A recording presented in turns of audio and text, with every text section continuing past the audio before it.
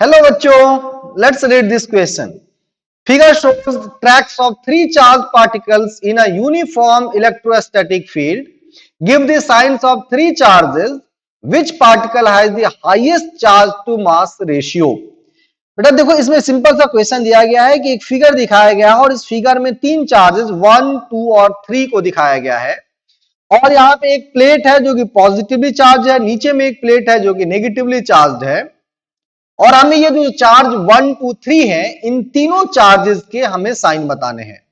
बेटा ये क्लियर हमें दिख रहा है कि जो चार्ज 1 और चार्ज 2 है वो पॉजिटिव चार्ज की तरफ अट्रैक्ट हो रहे हैं.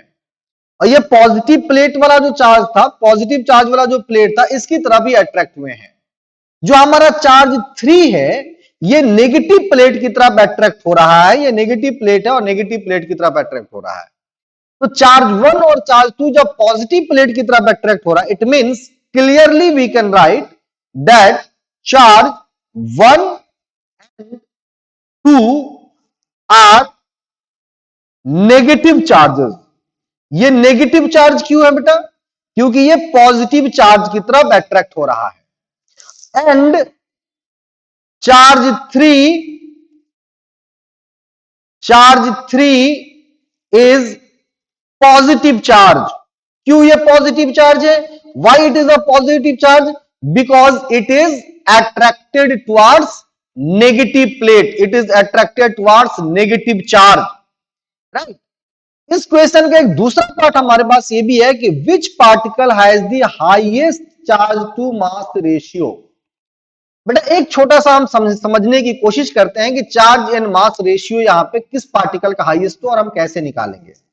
मान लो कि हमारे पास कोई एक प्लेट है, दो प्लेट है. यहां पर ये पॉजिटिव चार्ज वाला प्लेट मैंने लिया है और एक मैंने नेगेटिव चार्ज वाला प्लेट लिया है. अगर हमने दो प्लेट ले लिए, पॉजिटिव चार्ज और नेगेटिव चार्ज, तो इसमें एक इलेक्ट्रिक फील्ड नीचे की तरफ जो है वो एग्जिस्ट करेगा. अब यहां पे मान लो आपकी कोई भी चार्ज पार्टिकल किसी स्पीड v से अगर इंटर कर जाए तो इस चार्ज पार्टिकल का क्या होगा?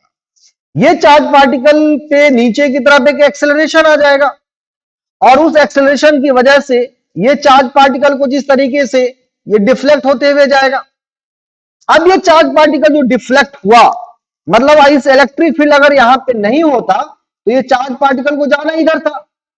ये इससे ये वाई अमाउंट ऑफ डिफ्लेक्शन आ गया इस चार्ज पार्टिकल में. चार्ज पार्टिकल वाई अमाउंट से डिफ्लेक्ट हो गया. और ये कितना डिस्टेंस ट्रेवल करने के बाद, लेट अस अज्यूम कि x डिस्टेंस ट्रेवल करने के बाद में इसमें जो डिफ्लेक्शन आया वो y डिफ्लेक्शन आया. तो बेटा अगर मैं टाइम की बात करूं कि कितना टाइम लगा इस चार्ज पार्टिकल को ट्रेवल करने में, तो मैं लिखूंगा x by v. Simple. x is the distance and v is the speed. कौन सा स्पीड है v? v इसकी ये हॉरिजॉन्टल डायरेक्शन वाली स्पीड थी, ये तो इसकी चेंज ही नहीं हुई क्योंकि जो इलेक्ट्रिक फील्ड था वो नीचे की तरफ था. तो इस पे जो एक्सेलरेशन आया वो नीचे की तरफ आया. और कितना आया एक्सेलरेशन की वैल्यू? हम जानते हैं जो फोर्स होता है वो क्या होता है? Q इंटू ई. तो यहां से अगर मैं एक्सेलरेशन लिखूंगा तो क्या लिखूंगा? Q into E by M. ये क्या है?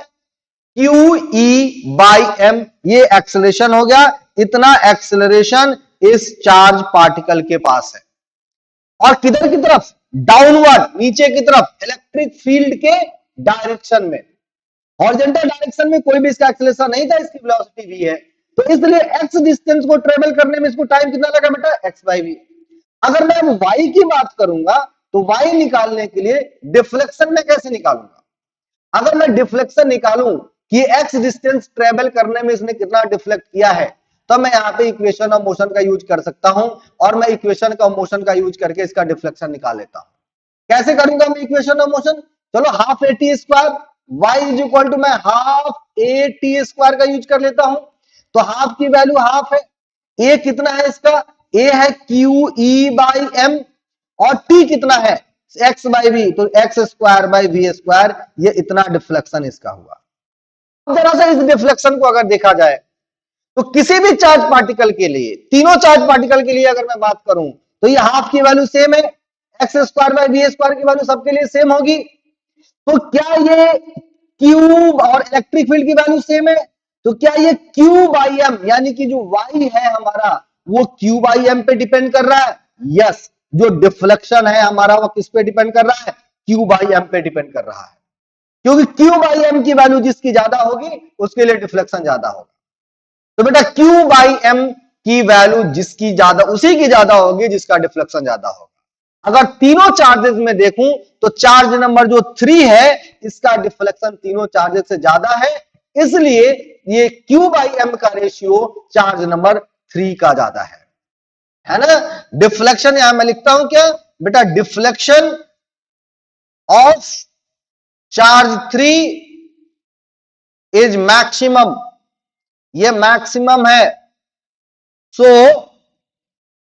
Q by M ratio, Q by M ratio is maximum for charge 3। ठीक है बेटा, क्लियर है? आई होप ये आपको समझ में आ गया होगा। Thank you.